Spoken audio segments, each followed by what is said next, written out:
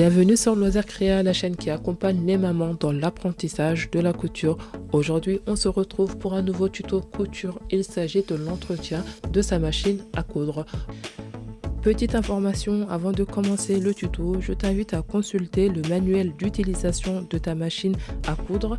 Il se peut que la marche à suivre soit différente selon le modèle et la marque de machine. Ensuite, il faudra réaliser donc l'entretien machine éteinte et débranchée de la prise secteur. Et enfin, sache que l'entretien que tu vas réaliser est différent de la révision annuelle. La révision annuelle, tu vas apporter ta machine à un technicien expérimenté qui va la passer sous tous les angles avec des points de contrôle et la remettre à niveau si nécessaire. C'est parti pour le tuto. Pour cela, je vais avoir besoin de lubrifiant, de pinceaux, un gros et un petit, ainsi que d'un tournevis plat. Je vais d'abord retirer la plaque inférieure à l'aide du tournevis plat. Une fois que j'ai accès à la partie inférieure, je vais venir prendre mon pinceau et retirer toutes les poussières que je peux trouver donc dans la partie inférieure. Je t'invite à réaliser donc cet entretien donc au moins une fois par mois pour toujours avoir une machine fonctionnelle et éviter les casses prématurées.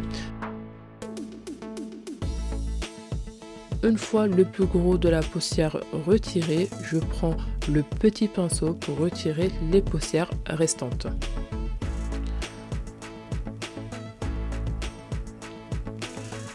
Si tu n'as jamais réalisé cet entretien, il se peut que tu aies beaucoup de poussière.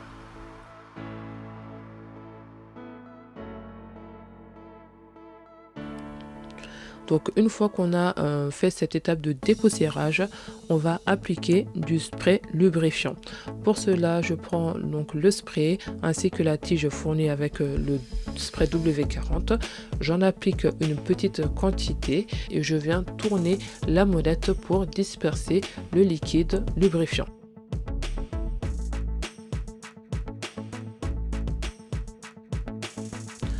Une fois cette étape faite, on vient replacer tous les éléments de la machine, à savoir le compartiment où on place la canette de fil ainsi que la plaque et les vis pour maintenir le tout.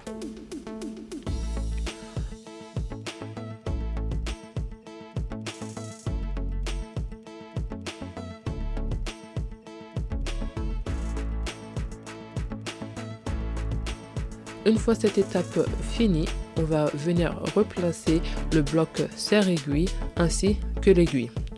Je te recommande de toujours placer un morceau de tissu, une feuille ou un carton en dessous donc du pied de biche quand tu replaces ton aiguille pour éviter que celle-ci ne tombe dans la partie inférieure de la machine.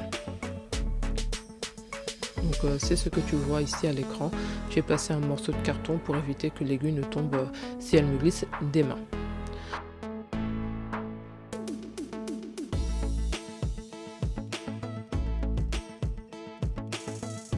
Donc une fois cette étape faite, on vient replacer donc le pied presseur de la machine. Et voilà, l'entretien de la machine est fini.